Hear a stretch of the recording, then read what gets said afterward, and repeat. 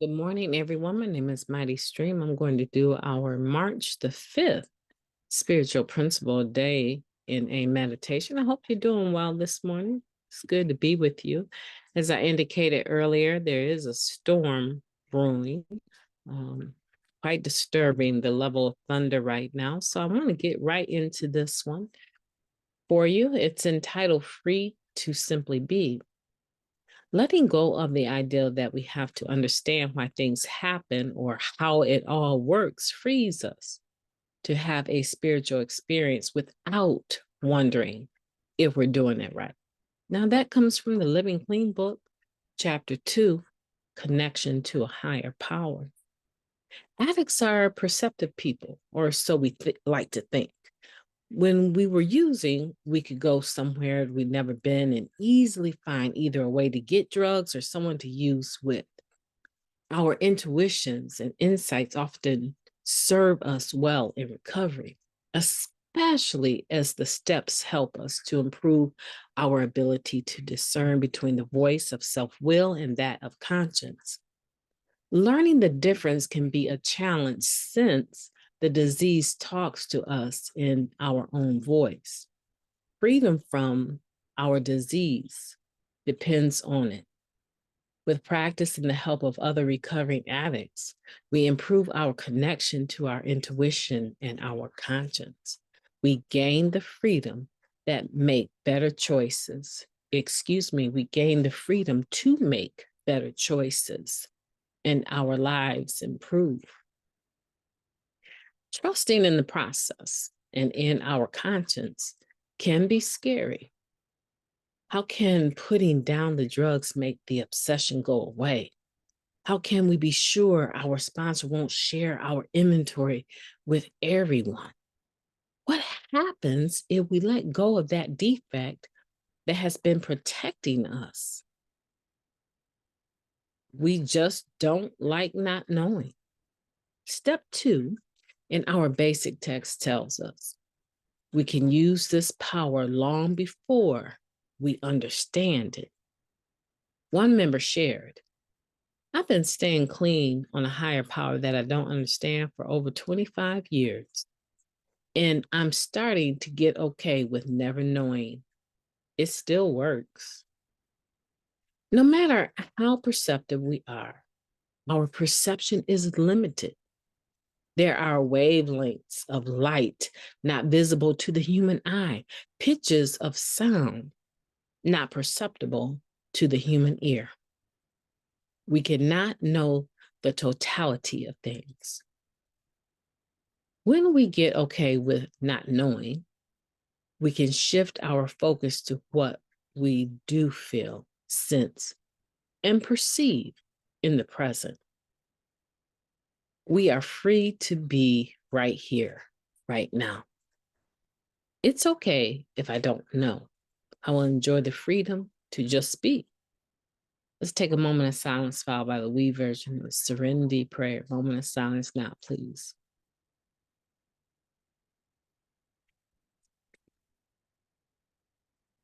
Thank you. God, grant us the serenity to accept the things that we cannot change, the courage to change the things that we can, and the wisdom to know the difference just for today.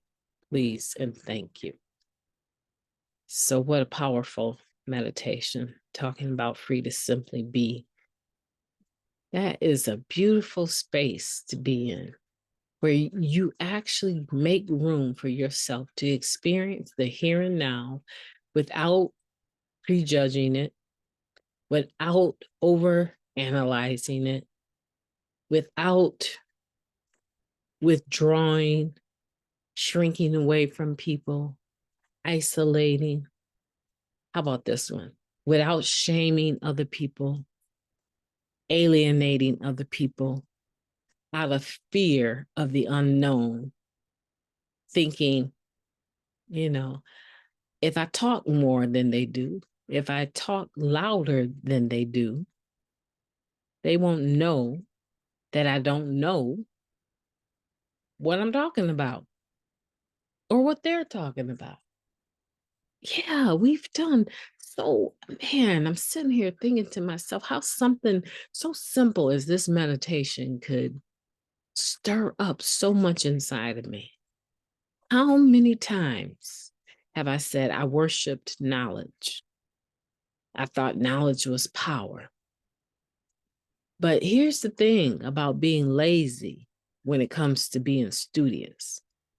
Eventually, if you're the type of student that supposed to be student that just runs their mouth and always sounding like you know so much about the basic text and living clean, if you're that person, what happens sometimes, not all the time, is eventually you misspeak and you become exposed. And then what do you do? What do you do then? Okay, so now we're quiet. Why not just be that way? Open, tolerant, honest, right? What they say, these spiritual principles, these three: honesty, open mindedness, and willingness. Why not start out that way? Why do we have to drag our fingernails in the dirt just to get to it?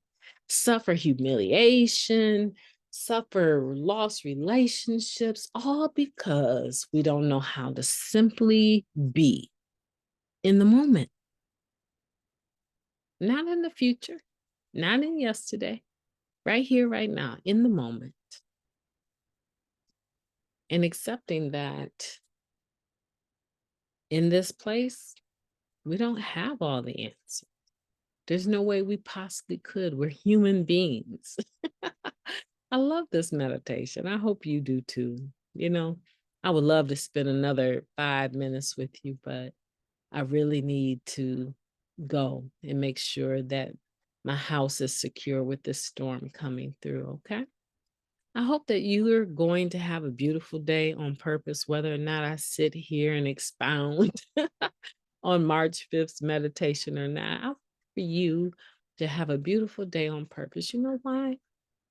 I know you hear me say it every day, but it just kills my heart when I watch other recovering addicts